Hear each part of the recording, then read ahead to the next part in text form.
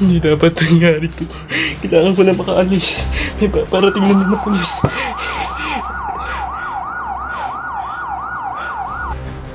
Hoy Carlo, huwag mo na subukan tumakas pa. Sige, boss niyo na yan. Sir, maawa po kayo, sir. Sir, maawa po kayo, sir. Sir.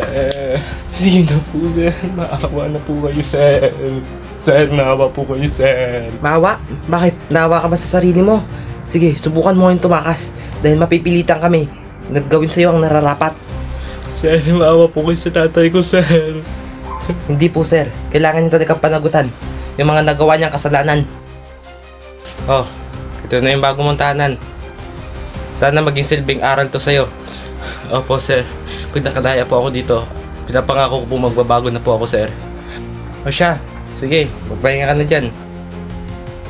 Tay, kamusta po kayo dito, tay? Hindi po ba kayo nakaranas ng pagbububog, tay?